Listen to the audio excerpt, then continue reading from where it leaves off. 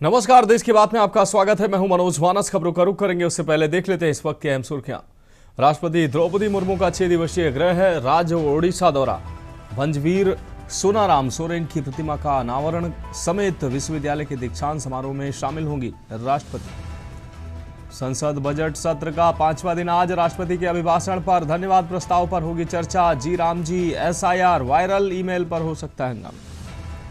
राष्ट्रपति भवन में आज खुलेगा अमृत उद्यान। अमृत उद्यान आज से 31 मार्च 2026 तक खुला रहेगा। सुबह 10 बजे से शाम 5 बजे तक खुला रहेगा। आज संसद की कार्रवाई शुरू होने से पहले कांग्रेस संसदीय दल की होगी मीटिंग। SIR वायरल ईमेल पर बनेगी रणनीति। अगस्ता वेस्टलैंड सेना के लिए फिर हेलीकॉप्टर सप्लाई करेगी। भारतीय अफसरों को 360 करोड़ रिश्वत देने का आरोप था। 2021 में क्लीन चिट मिली। और आईपैक रेड मामले में सुप्रीम कोर्ट में आज होगी सुनवाई। पिछली सुनवाई में कोर्ट ने कहा था बंगाल सरकार ईडी के काम में दखल न डाले। आप देख रहे हैं के न्यूज, खबरों का सारथी। और अब खबरें विस्तार से। अहम खबर देश की राजधानी दिल्ली से, जहां राष्ट्रपति द्रौपदी मुर्मू का आज ओडिशा दौरा। अपने गृह राज्य ओडिशा के दौरे पर रहेंगे राष्ट्रपति द्रौपदी मुर्मू। 6 दिवसीय ओडिशा की यात्रा पर रहेंगी राष्ट्रपति मुर्मू। राष्ट्रपति द्रौपदी मुर्मू आज शाम भुवनेश्वर पहुंचेंगी। खुर्दा, जाजपुर, बालासोर और मयूरभंज का दौरा करेंगी राष्ट्रपति द्रौपदी मुर्मू। राष्ट्रपति 5 जिलों में आयोजित कार्यक्रमों में भाग लेंगी। कल जाजपुर के मां बिरजा मंदिर में पूजा अर्चना करेंगे। राष्ट्रपति नवी गया में धार्मिक अनुष्ठान करेंगे। राष्ट्रपति फकीर मोहन विश्वविद्यालय के दीक्षांत समारोह में शामिल होंगी। राष्ट्रपति श्री जगन्नाथ मंदिर के दर्शन के लिए पुरी जाएंगी। 5 फरवरी को राष्ट्रपति अपने गृह जिले मयूरभंज जाएंगी। मयूरभंज के राय रांगपुर में एक हॉलीडे होम का उद्घाटन राष्ट्रपति के हाथों होगा। एक गर्ल्स हायर सेकेंडरी स्कूल का दौरा करेंगी राष्ट्रपति। साथ ही आदिवासी नेता भंजवीर सोनाराम सोरेन की प्रतिमा का अनावरण भी करेंगे। राष्ट्रपति राय रांगपुर एक खेल परिसर का यहां उद्घाटन करेंगी। राय रांगपुर जगन्नाथ मंदिर में एक कार्यक्रम में भी शामिल होंगे राष्ट्रपति। राय रांगपुर में सिमिलपाल राष्ट्रीय उद्यान का करेंगी उद्घाटन करेंगे। 6 तारीख को राष्ट्रपति आदिवासी महिलाओं से बातचीत करेंगे। ब्लैक स्वान समिट इंडिया में भाग लेने के लिए भुवनेश्वर लौटेंगी। 7 फरवरी को राष्ट्रपति भुवनेश्वर से छत्तीसगढ़ के लिए रवाना होंगे। तो राष्ट्रपति 6 दिवसीय दौरे पर उड़ीसा जा रही हैं और 6 दिवसीय दौरे के दौरान जो कार्यक्रम है वो पूरी कार्यक्रम की रूपरेखा हम अपने दर्शकों को दिखा रहे हैं।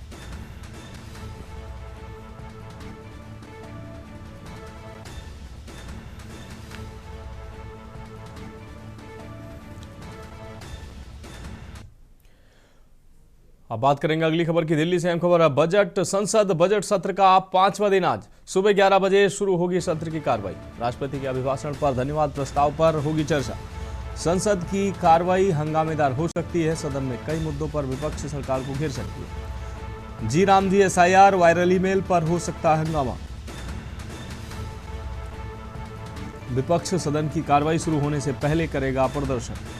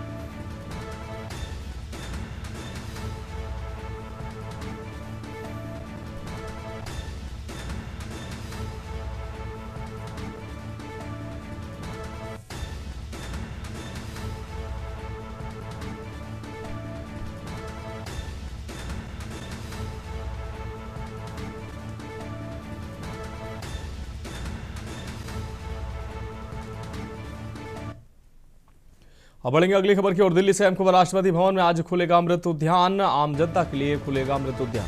अमृत उद्यान आज से 31 मार्च 2026 तक खुला रहेगा। सुबह 10 बजे से शाम 5 बजे तक खुला रहेगा अमृत उद्यान। आम जनता के लिए ये अमृत उद्यान आज से खोला जाएगा।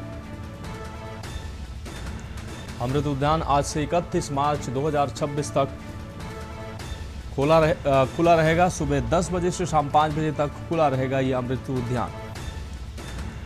तो दिल्ली से इस वक्त की अहम खबर, राष्ट्रपति भवन में आज खुलेगा अमृत उद्यान।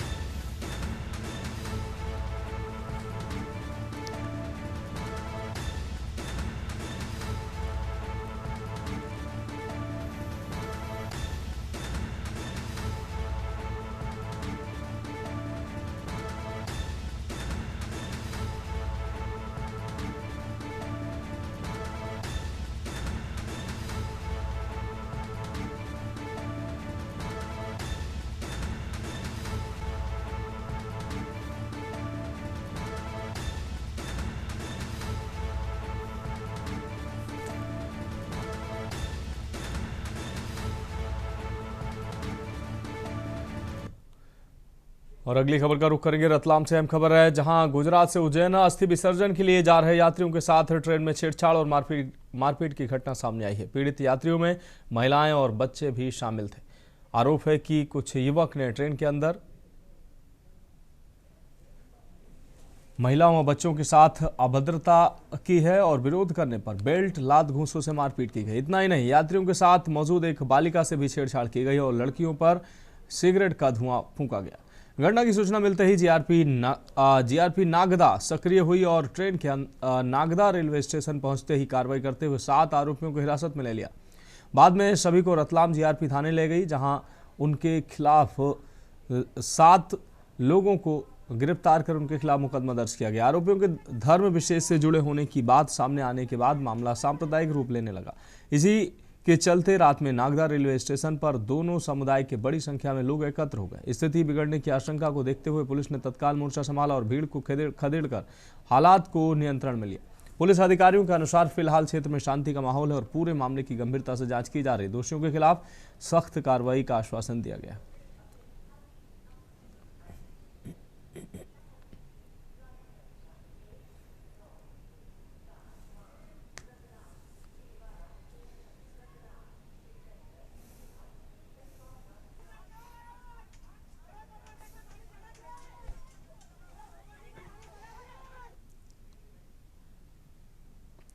तो जीआरपी नागदा ने 7 आरोपियों को गिरफ्तार कर उनके खिलाफ कार्रवाई शुरू की। ट्रेन में महिलाओं बच्चों से छेड़छाड़ कर रहे थे ये 7 आरोपी।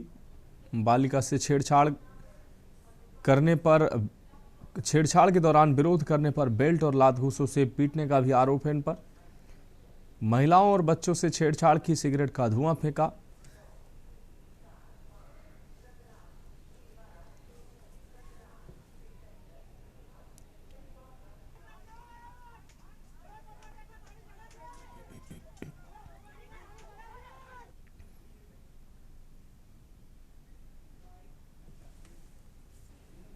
डेमो ट्रेन जाती है दाहोद टू उज्जैन, उसके अंदर रतलाम से निकलने के बाद रतलाम और खाचरोद के बीच में कोई नाबालिग बच्ची के साथ में कुछ लोगों ने छेड़छाड़ करी थी। अब छेड़छाड़ करने के बाद में सब नागदा पहुंचे थे। नागदा में 16 रुपये कायमी कराई थी और कायमी मेरे पास आई है। कितने कुल आरोप इसमें अभी तक 7 आरोपी लोग किए हैं। मामला सिर्फ छेड़छाड़ का ही है या कोई विवाद का भी है?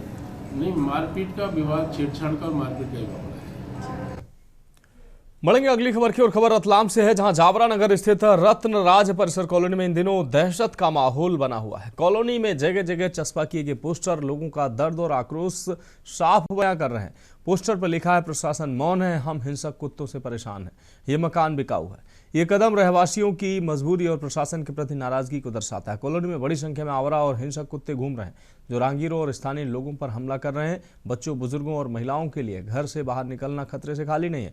कई बार काटने की घटनाएं सामने आ चुकी हैं, लेकिन इसके बावजूद नगर पालिका द्वारा कोई ठोस कार्रवाई नहीं की गई। स्वास्थ्य विभाग के अनुसार जावरा तहसील में जनवरी माह के दौरान करीब 300 लोग आवारा कुत्तों का शिकार बने हुए हैं, जबकि वर्ष 2025 में यह संख्या 3200 तक पहुंच चुकी है।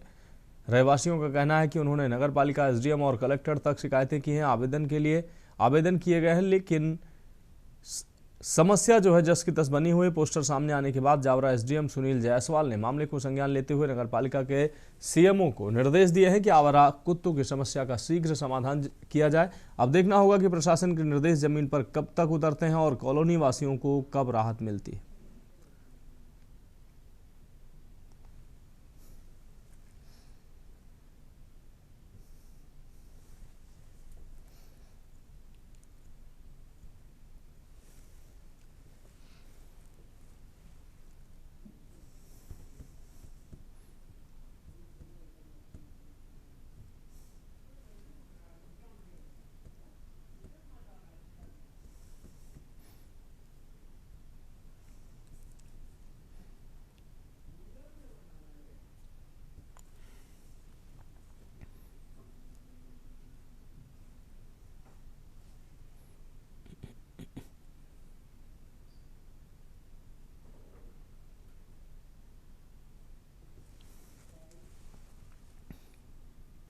इस लोग इसलिए लगाया भैया कि हम सब कुत्ते से बहुत परेशान हैं।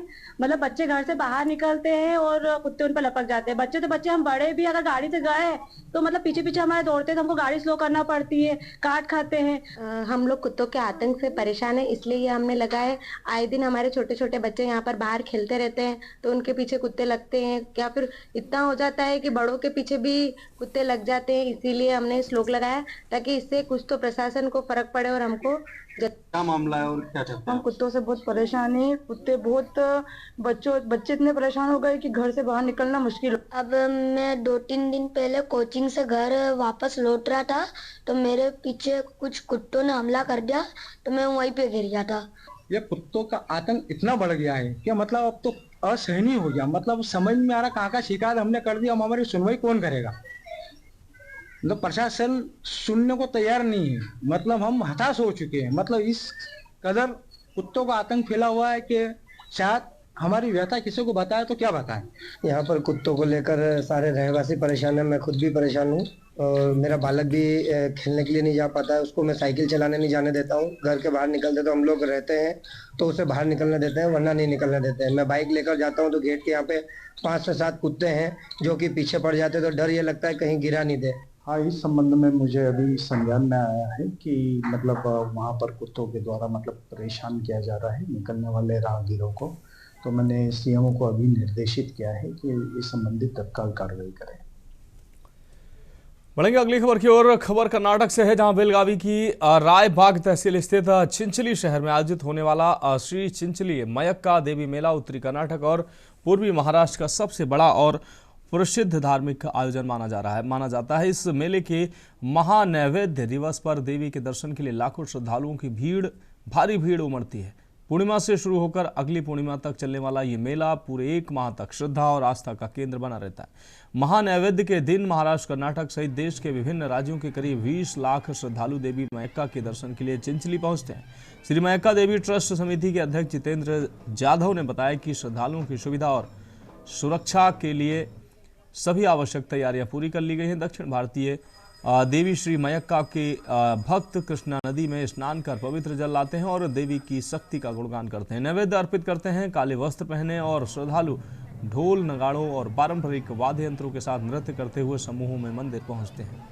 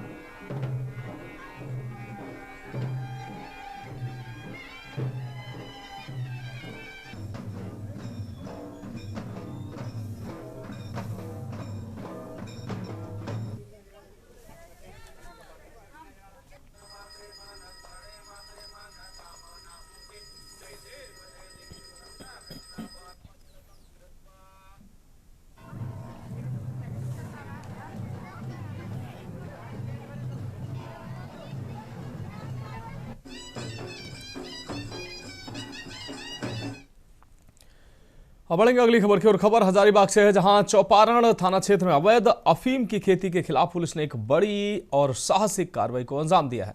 चौपारण थाना प्रभारी के नेतृत्व में पुलिस और वन विभाग की संयुक्त टीम ने अपनी जान जोखिम में डालते हुए अफीम की खेती को नष्ट किया है। वरिष्ठ अधिकारियों के निर्देशों का पालन करते हुए थाना प्रभारी और उनकी टीम लगातार 5वीं बार इस तरह की कार्रवाई कर क्षेत्र को नशा मुक्त बनाने की दिशा में आगे बढ़ रही है। 2 फरवरी 2026 को मिली गुप्त सूचना के आधार पर चौपारण थाना अंतर्गत ग्राम ढोडिया और आसपास के अंजन क्षेत्र के दुर्गम पहाड़ों में विशेष अभियान चलाया गया। इस दौरान करीब 25 एकड़ भूमि में फैली अवैध अफीम की खेती को चिन्हित कर मौके पर ही पूरी तरह नष्ट कर दिया गया। अभियान के दौरान खेती में इस्तेमाल किए जा रहे 6 डिलीवरी पाइप भी बरामद किए गए हैं, जिन्हें वही नष्ट कर दिया गया है। पुलिस ने बताया कि ड्रोन कैमरों की मदद से दुर्गम और पहाड़ी क्षेत्रों में अफीम की खेती पर लगातार निगरानी रखी जा रही है। खेती में संलिप्त लोगों की पहचान के लिए नाम पता का सत्यापन किया जा रहा है और दोषियों पर सख्त कानूनी कार्रवाई की जाएगी। इस संयुक्त अभियान का नेतृत्व एसडीपीओ बरही अजीत कुमार विमल के निर्देशन में किया गया। अभियान में पुलिस निरीक्षक चंद्रशेखर, थाना प्रभारी सरोज सिंह चौधरी, सशस्त्र बल और वन विभाग के कर्मी शामिल रहे।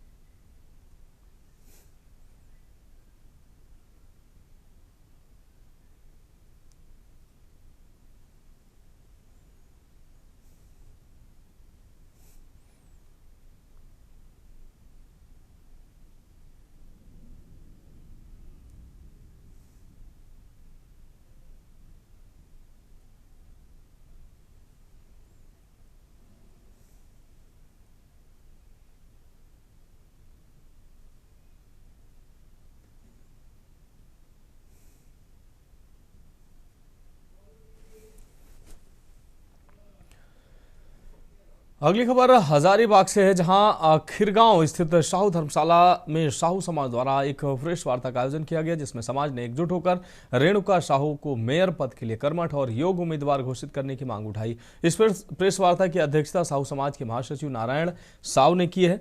आपको बता दें, जबकि मंच का संचालन चंद्रिका साहू द्वारा किया गया। प्रेस वार्ता को संबोधित करते हुए महासचिव नारायण साहू ने कहा कि साहू समाज वर्षों से केवल वोटर की भूमिका में सीमित रह गया, जबकि अन्य समाजों के लोग विधायक और सांसद जैसे महत्वपूर्ण पदों तक पहुंच रहे हैं।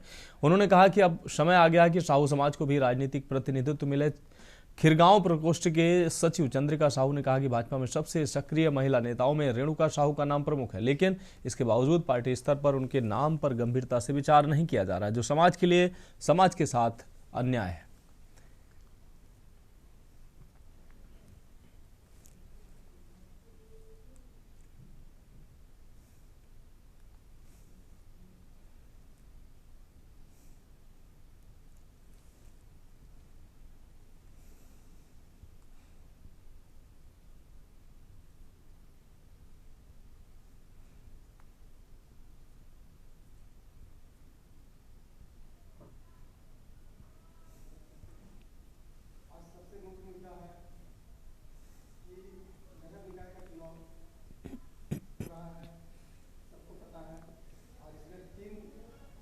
मेयर और तीसरा में मेयर, जो सबसे ऊंचा पद होता है मेयर का। नगर निगम का समझिए एक तरह से मालिक अगर है तो वही है। और हम लोग ऐसे इसी तरह से खाली वोटर बन के पीछे पीछे सांसद जो 2% आदमी है यहाँ पर जाति में, तो उसको सांसद का टिकट मिल जाता है, कोई 2% विधायक के टिकट मिल जाता है। हम लोग सब जाति में बहुत बड़ा हाथी की तरह है, लेकिन हम लोग लूटी बने हुए हैं। इसीलिए आज यहाँ का बैठक रखे हैं कि हम लोग सूचना को प्रसार करने में मदद करते हैं। आज सबसे मुख्य मुद्दा है कि नगर निकाय का चुनाव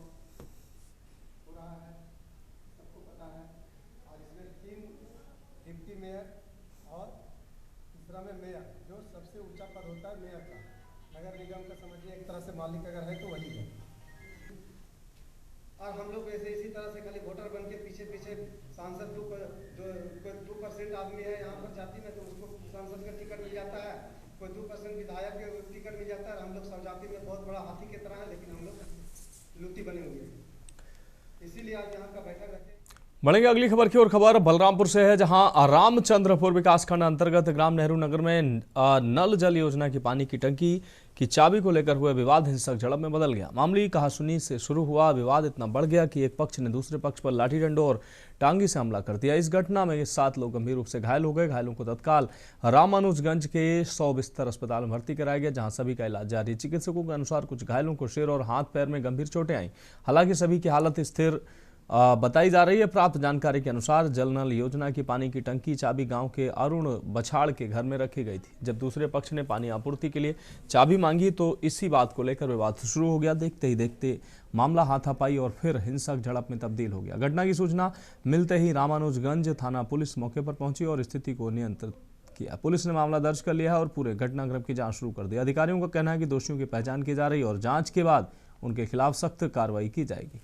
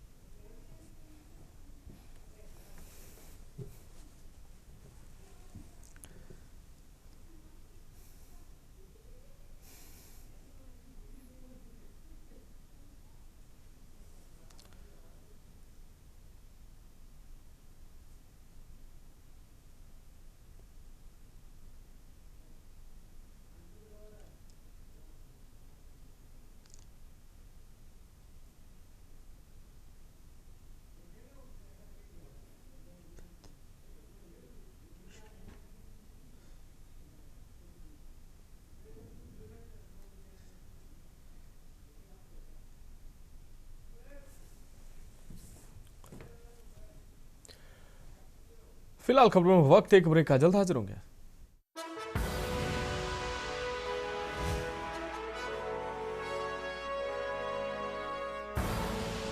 आप देख रहे हैं के न्यूज, खबरों का।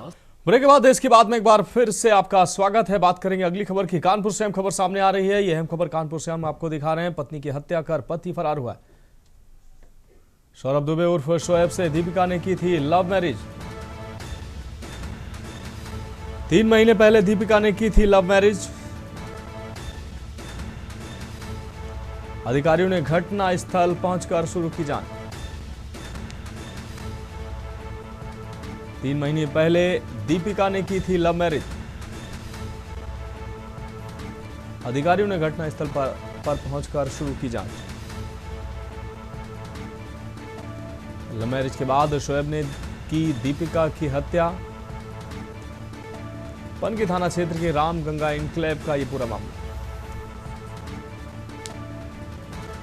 कानपुर से अहम खबर, पत्नी की हत्या कर पति फरार हुआ। सौरभ दुबे उर्फ शोएब से दीपिका ने की थी लव मैरिज।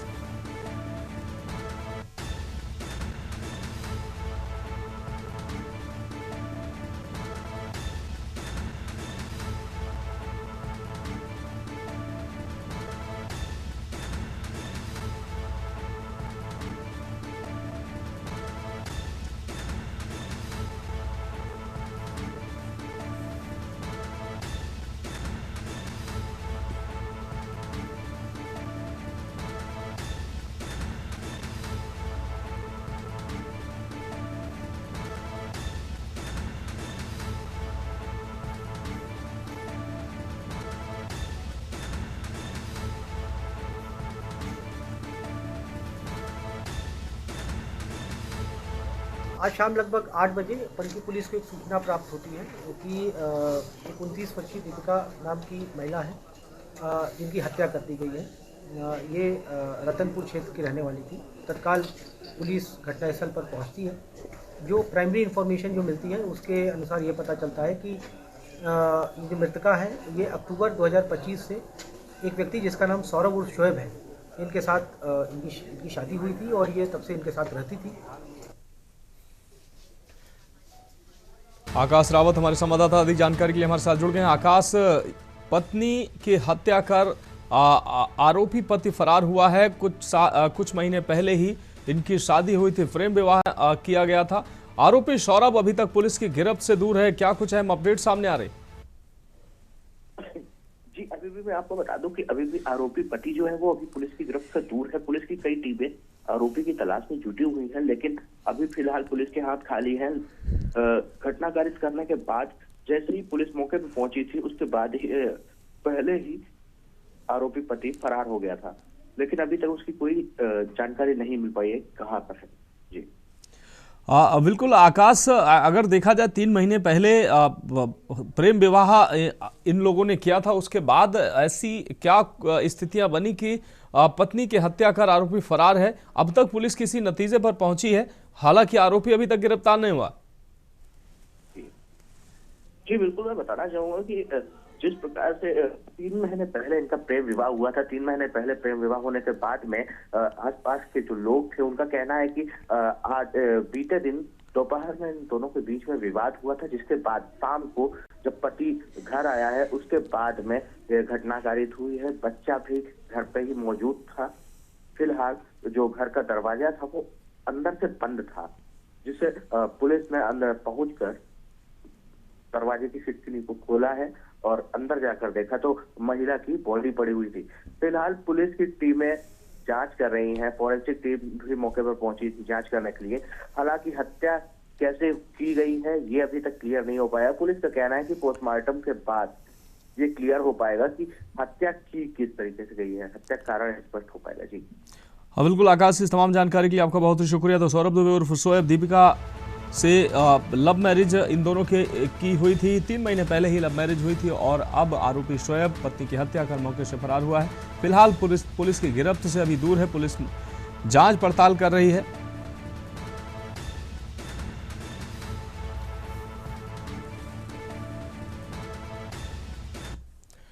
और अगली खबर बेमतरा से है, जहां नगर पंचायत आपको बता दें थान खमरिया में मतदाता सूची को लेकर बड़ा विवाद सामने आया है। मतदाता सूची के प्रकाशन के बाद पार्षदों और जनप्रतिनिधियों ने बीएलओ पर गंभीर लापरवाही के आरोप लगाते हुए मोर्चा खोल दिया है। पार्षदों का कहना है कि बीएलओ ने जमीनी सत्यापन किए बिना घर बैठे ही मतदाता सूची तैयार कर दी, जिससे लगभग सभी वार्डों में भारी विसंगतियां देखने को मिल रही हैं। आरोप है कि कई वास्तविक मतदाताओं के नाम एक वार्ड से हटाकर दूसरे वार्ड में जोड़ दिए गए हैं, जिससे मतदाता असमंजस में है कि वे मतदान कहां करेंगे। इतना ही नहीं, सूची में ऐसे लोगों के नाम भी शामिल हैं जो न तो नगर के स्थायी निवासी हैं, ना ही उनका वहां कोई पुश्तैनी मकान है और ना ही वे किराए पर रहते हैं। पार्षदों का यह भी कहना है कि जाति और फोटो में आवश्यक सुधार करने के बजाय पुरानी मतदाता सूची को ही दोबारा प्रकाशित कर दिया गया है। इस पूरे मामले को लेकर पार्षदों और पार्षद प्रतिनिधियों ने औपचारिक शिकायत दर्ज कराई है। उन्होंने मांग की है कि आधार कार्ड के आधार पर वार्डवार मतदाता सूची का सुधार किया जाए और किसी जिम्मेदार उच्च अधिकारी से निष्पक्ष जांच कराई जाए। साथ ही सभी राजनीतिक दलों और जनप्रतिनिधियों की मौजूदगी में दोबारा मतदाता सूची प्रकाशित करने की मांग की गई है।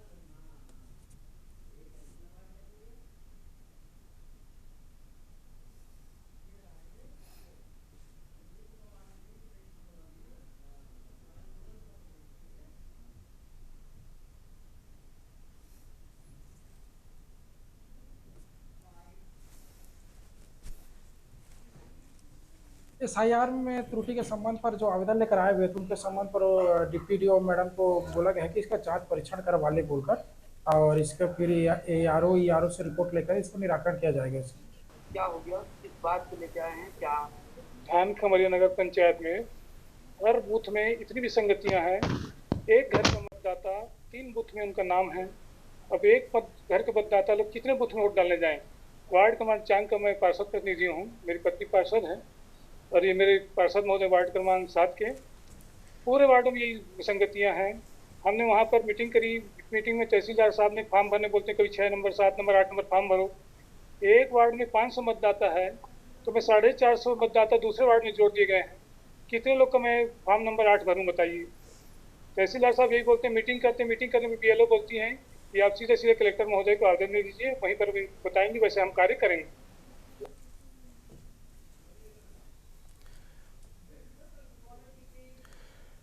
अगली खबर पटियाला से है, जहां स्टीम फील्ड इंटरनेशनल स्कूल में उड़ान समागम के तहत एक विशेष कार्यक्रम का आयोजन किया गया। इस अवसर पर पंजाब विधानसभा स्पीकर कुलतार सिंह साधवा मुख्य अतिथि के रूप में कार्यक्रम में शामिल हुए। उनके आगमन पर स्कूल प्रबंधन और स्टाफ द्वारा उनका गर्मजोशी से स्वागत और सम्मान किया गया। कार्यक्रम के दौरान स्कूल के बच्चों ने रंगारंग सांस्कृतिक प्रस्तुतियां पेश की और जिसने सबका मन मोह लिया। विद्यार्थियों की प्रस्तुतियों में शिक्षा, संस्कृति और सामाजिक संदेश की झलक देखने को मिली है। विधानसभा स्पीकर कुलतार सिंह साधवा ने बच्चों की प्रतिभा की सराहना करते हुए कहा कि पंजाब सरकार द्वारा स्कूलों में शिक्षा का बेहतर माहौल तैयार किया जा रहा है, जिससे बच्चों को गुणवत्तापूर्ण शिक्षा प्राप्त हो सके और वे अपने भविष्य को उज्जवल बना सकें।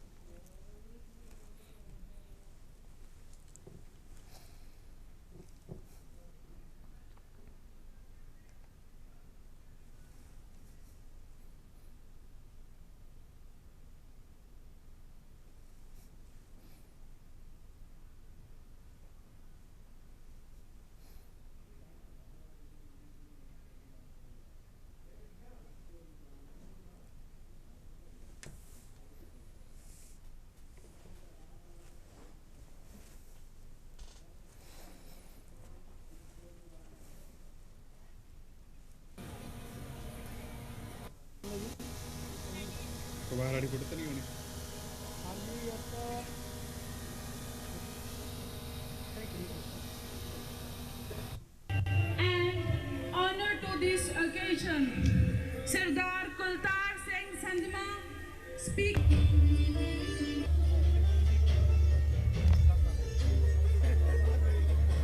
We feel truly honored to have such a distinguished personality.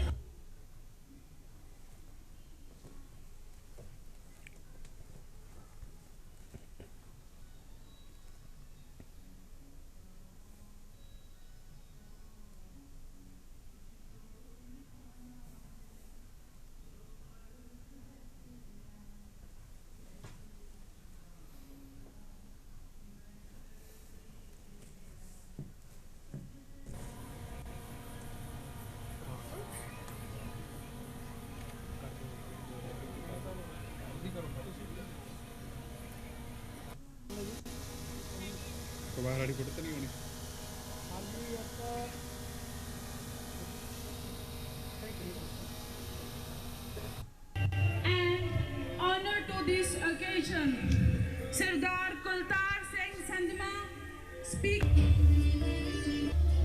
Fields International School मैं आया इतों के एनुअल फंक्शन से और गुरविंदर सिंह दिओल होरां ने बहुत ही वधिया उपराला किया है।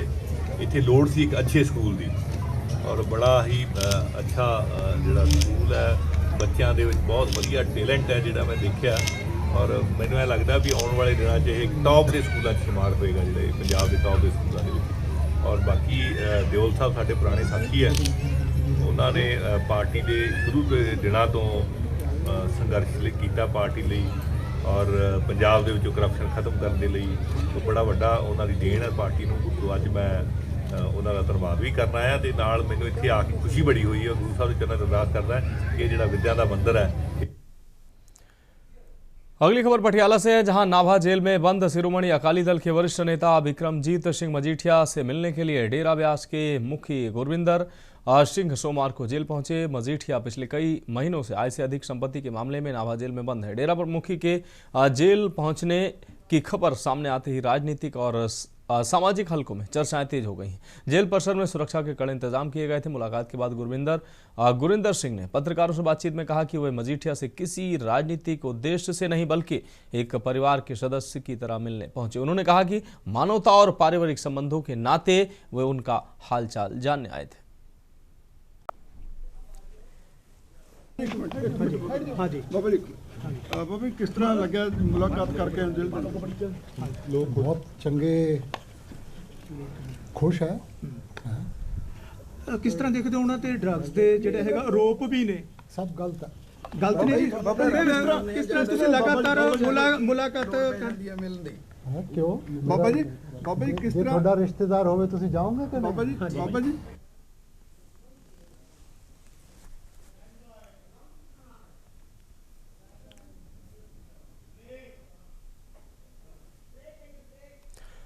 खबरों में वक्त एक और ब्रेक का, जल्द हाजिर होंगे।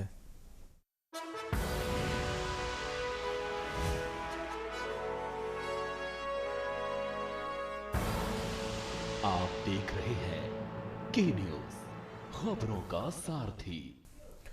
ब्रेक के बाद देश की बात में एक बार फिर से आपका स्वागत है। खबर लखनऊ से है। कोडीन कफ सिरप की तस्करी का मामला। विभोर, राणा, विशाल और विकास ने लगाया व्यवसाय पैसा। अवैध कमाई का बड़ा हिस्सा शराब व्यवसाय में लगाया था। सूत्रों से जानकारी सामने आ रही है। पूछताछ में आरोपितों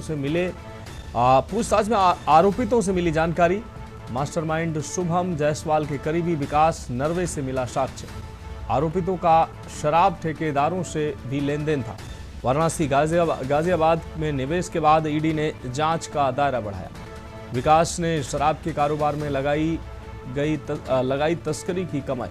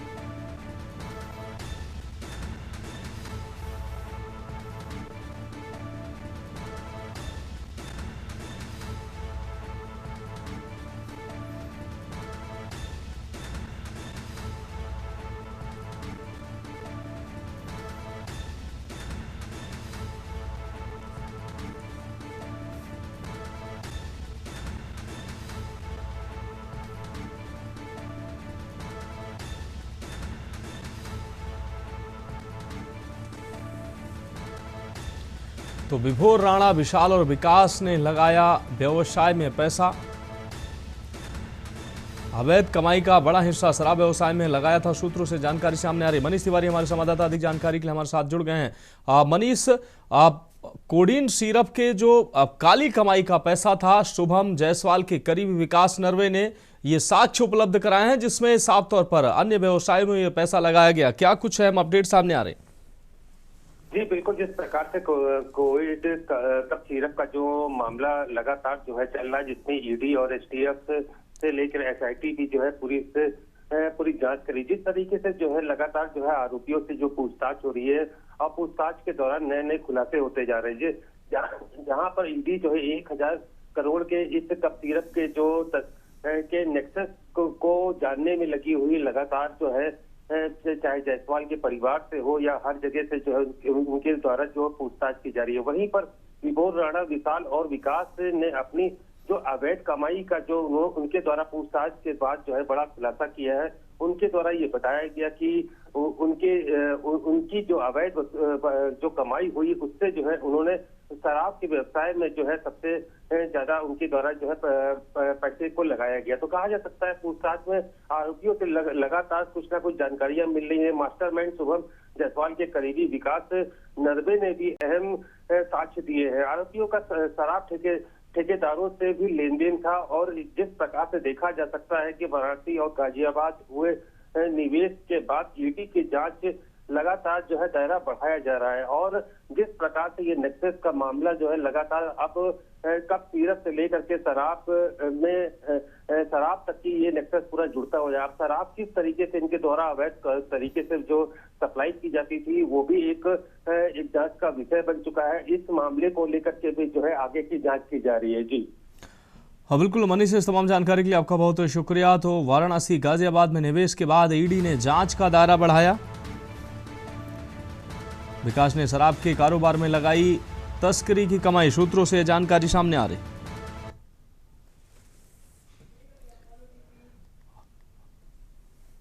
अब बढ़ेंगे अगली खबर की ओर। बुलंदशहर में कोहरे का कहर जारी है। कोहरे और शीतलहर से जनजीवन अस्त व्यस्त नजर आ रहा है। घने कोहरे के कारण वाहनों की रफ्तार भी थमी है, विजिबिलिटी सामान से भी कम नजर आई है। तो बुलंदशहर से अहम खबर, कोहरे और शीतलहर से जनजीवन अस्त व्यस्त नजर आ रहा है।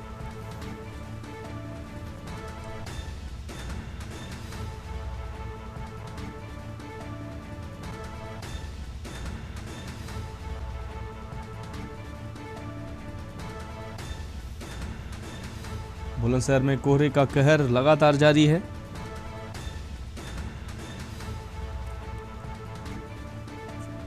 कोहरे और शीतलहर से जनजीवन अस्त व्यस्त नजर आ रहा है। घने कोहरे के कारण वाहनों की रफ्तार भी थमी है।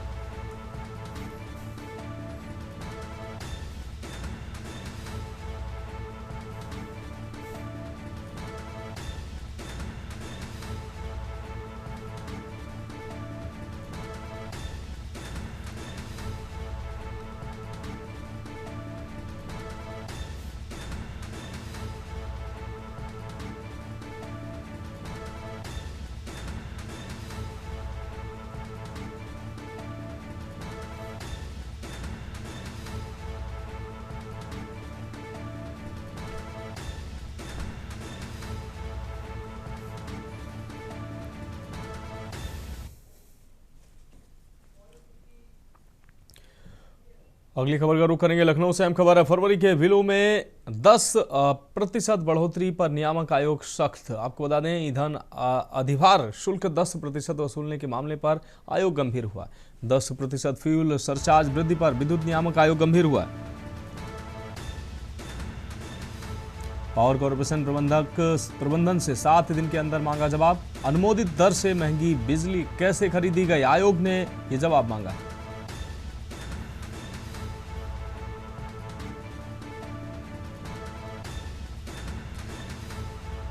तो ईंधन अधिभार शुल्क को 10% वसूलने के मामले पर आयोग गंभीर। 10% फ्यूल सरचार्ज वृद्धि पर विद्युत नियामक आयोग गंभीर।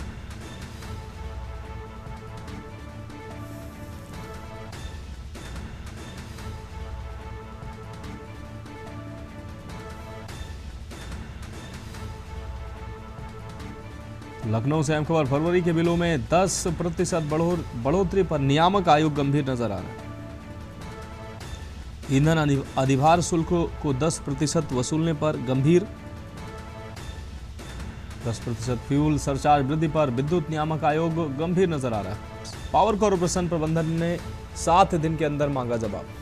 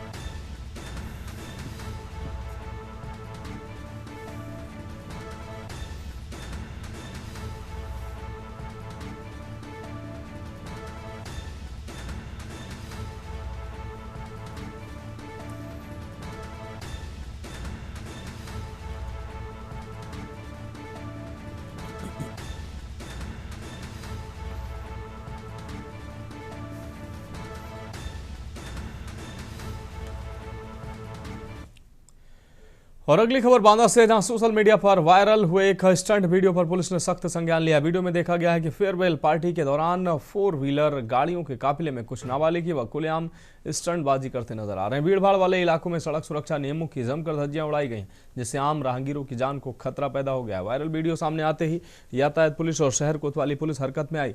जांच में सामने आया है कि यह घटना बांदा शहर कोतवाली क्षेत्र की है। पुलिस ने वीडियो के आधार पर वाहनों की पहचान की है और स्टंट में शामिल कई गाड़ियों का चालान किया है। इनमें से कुछ वाहन नाबालिगों द्वारा चलाए जा रहे थे, जो कानून अपराध की श्रेणी में आता है। पुलिस अधिकारियों ने बताया कि इस तरह की लापरवाही किसी बड़ी दुर्घटना को दावत दे सकती है। स्टंटबाजी करने वाले युवकों और वाहन स्वामियों पर भारी जुर्माना लगाया गया है। साथ ही उन्हें भविष्य में इस तरह की हरकत न करने की कड़ी चेतावनी भी दी गई। यातायात पुलिस ने आम लोगों से अपील की है कि सड़क को स्टंट का मैदान न बनाएं और कानून का पालन अवश्य करें।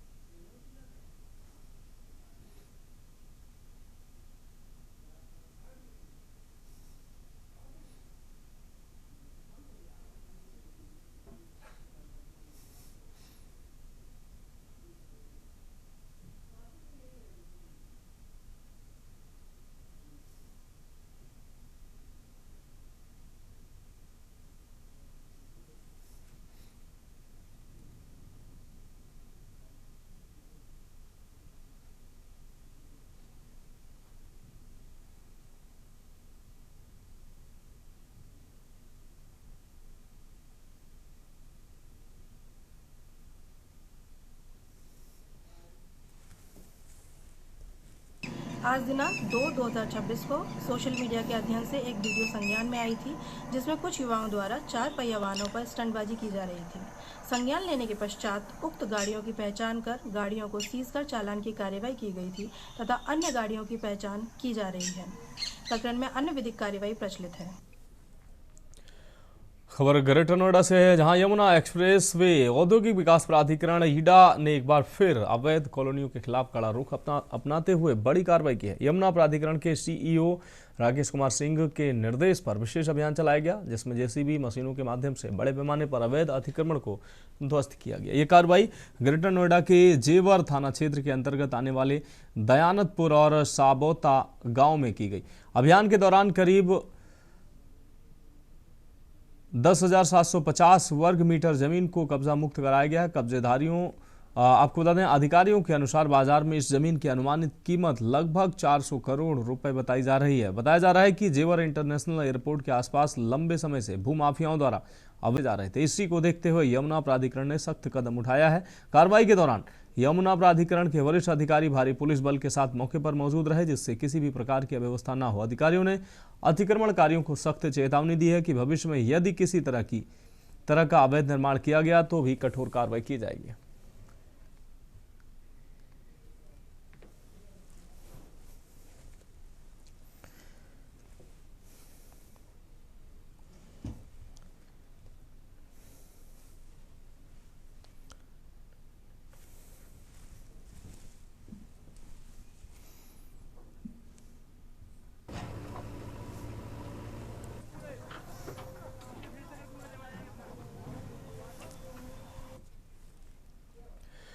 खबर बुलंदशहर से, जहां जिले में वोटर लिस्ट से वंचित मतदाताओं को जोड़ने के लिए विशेष अभियान चलाया जा रहा है। इस अभियान के तहत शिकारपुर एसडीएम अरुण कुमार वर्मा ने अपने क्षेत्र के बूथों का निरीक्षण किया और सुनिश्चित किया कि सभी बूथों पर बीएलओ के माध्यम से मतदाताओं से पूरी जानकारी ली जा रही। एसडीएम ने बताया कि अभियान का उद्देश्य है कि किसी भी योग्य मतदाता का नाम वोटर लिस्ट से छूट न जाए। सभी बूथों पर फॉर्म 6 के माध्यम से नए मतदाताओं को सूची में शामिल किया जा रहा है।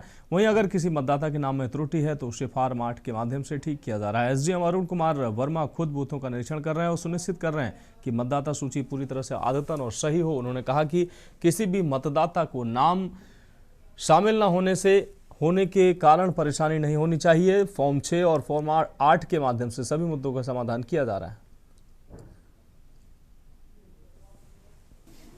नमस्कार, आप देख रहे हैं के न्यूज इंडिया। मैं हूं आपके साथ अनिल मीना। एसआईआर को लेकर पूरे उत्तर प्रदेश में विशेष अभियान चलाया जा रहा है। इस वक्त हम मौजूद हैं यूपी के जनपद बुलंदशहर में, और जनपद बुलंदशहर में शिकारपुर तहसील क्षेत्र में लगातार विशेष अभियान को लेकर एसडीएम शिकारपुर अरुण वर्मा लगातार बूथों पर निरीक्षण कर रहे हैं। हमारे साथ मौजूद हैं, हम उनसे बात करते हैं विशेष अभियान को लेकर किस तरह के लोगों में जागरूकता देखी जा रही है और किस तरह के बीएलओ को निर्देश दिए जा रहे हैं। सर, किस तरह से लोगों में जागरूकता देखी जा रही है विशेष अभियान को लेकर और क्या निर्देश दिए गए हैं आपको? देखिए, मैं बूथों पे भ्रमण किया मैंने, तो लोग आ रहे हैं और लोग जागरूक हैं। हालांकि लोगों से मेरी और भी अपील है कि और अधिक जागरूक होते हुए और बूथों पे पहुंचें और अपने डिटेल्स देखें कि जो भी उनके ड्राफ्ट वोटर लिस्ट है उसमें जो विवरण है वो कितने सही हैं। अगर कहीं कोई त्रुटियाँ पाई जा रही हैं तो उसे फॉर्मेट के माध्यम से बीएलओ के द्वारा उसको सही कराया जा रहा है।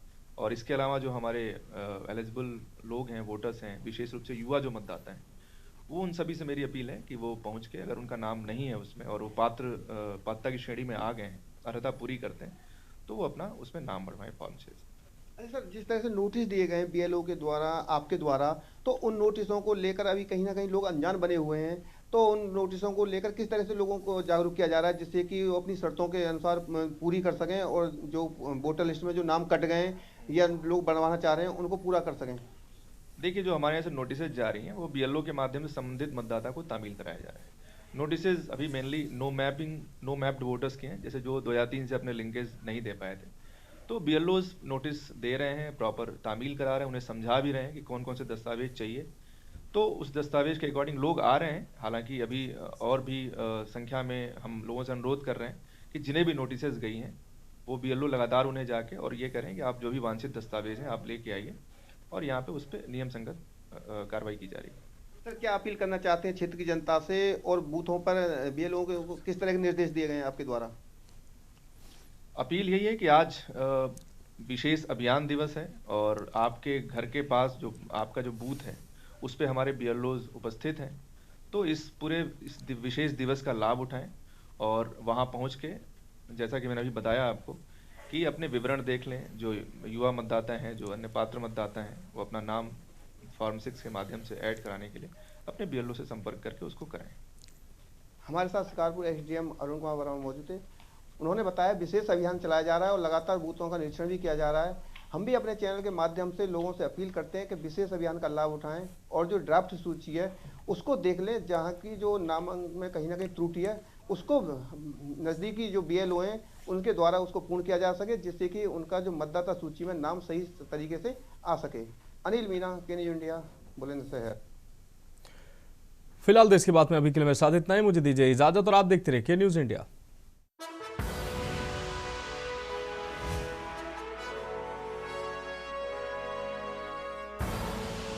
आप देख रहे हैं के न्यूज, खबरों का